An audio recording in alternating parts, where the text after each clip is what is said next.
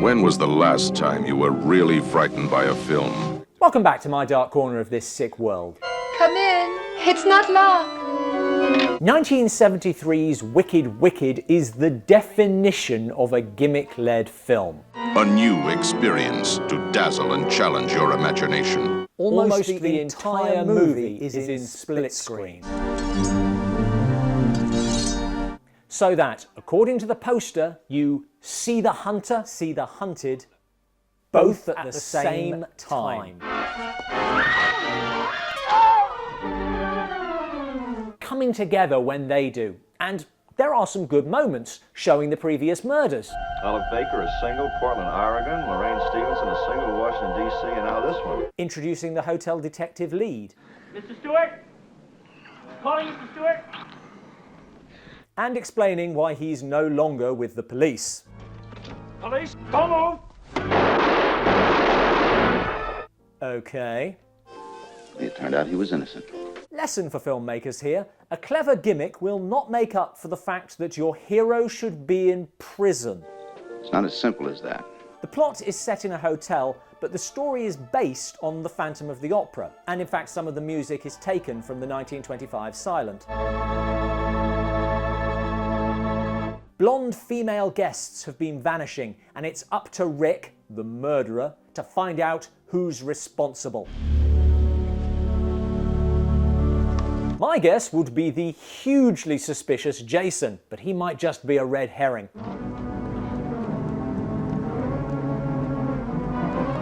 No, it's him. And Rick too figures this out long before the end. This fella named Jason, but I can't figure out what his motive is. At first, Jason has no problem with singer Lisa. He didn't do anything except he was so fascinated with my hair. But then she has a makeover. You were terrific, sweetie. You know, that new hair color is liable to change your whole life. Hard to argue with that. And she persists in wearing what is a wig. Love to you. Even Rick doesn't suggest that she might want to consider taking it off. Well, about the fact that 3 missing blondes and last night's attack on Miss James might be connected. Yeah, how? Despite taking a special interest in her and finding a new use for duo vision. Charge.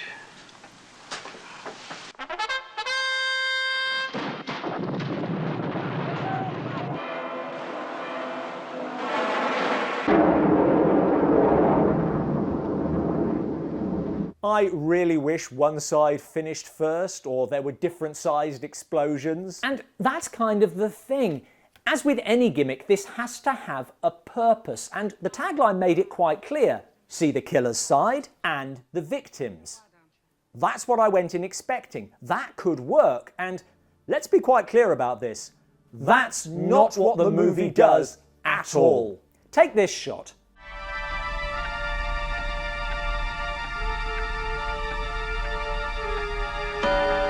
There's a point at which duo vision really could have worked, and it's not used at all. Where it is used... well, here we see the killer, see the cleaning lady. And when it switches to see the killer, see the drunks... the killer has changed sides, which keeps happening and is very confusing. It's terrible. So, what does duo vision do? Well, it can show a character's fantasy. You have forgiven me, haven't you? Oh, sure. I mean, you don't have to ask that. Yeah, well, we'll get along fine, I'm sure. Their backstory. Now you fix it. You finish on the main floor? Yes, sir. The truth behind what they're saying. Oh, I performed before kings and queens. Or just a complete failure of editing. What's your name? Jason. Jason Gannett. Well, would you like a cup of coffee, Jason? How is that better than just cutting? But just keep an open mind. Sometimes it gives an unintentionally hilarious visual commentary on what's being said. And he cracked up trying to run a roadblock. Must be doing over 100 miles an hour. Or just freezes until it's got something to do. Whatever became of him? I mean, you never... Oh. Well... something it also covers by literally marking time.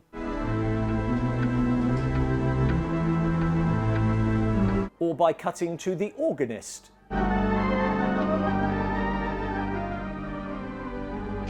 That every hotel has. Now, the fact that this was not what I expected or wanted is a marketing failure, not a directorial one. But in this case, I think that marketing hit on the movie we wanted to see. But the point is not that the split screen doesn't have the purpose I wanted, it's that it doesn't have a purpose at all. Guess that's the way it is. I spent 10 minutes trying to figure it out before realising that what I was watching is an unedited movie. For the majority, it's played out on one side, and what's happening on the other is muted and inconsequential. I suppose I could. I would serve them right. There's that new hotel going up down on the beach. It's what normally gets cut. You want to bet? All right, I didn't mean to get uptight with you. But look at it this way. You split now, who has to answer for it? Oh, not so. Even the chase scene, where this ought to work, it's rubbish. Hey, I want to talk to you.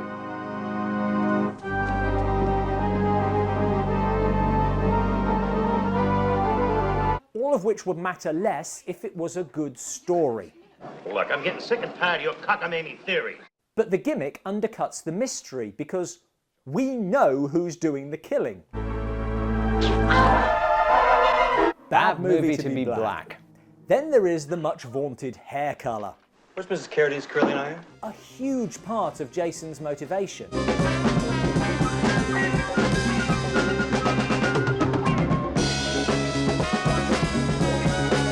But That girl, the singer with the blonde hair. That wasn't me, Jason. I'm Lisa, your friend. You wouldn't hurt a friend, would you? makes no difference. And at the end, having been consistently useless throughout, the duo vision slips over into confusing.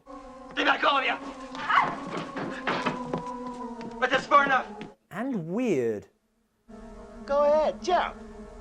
Okay! Wicked, that's the ticket. You got to make me feel so wicked.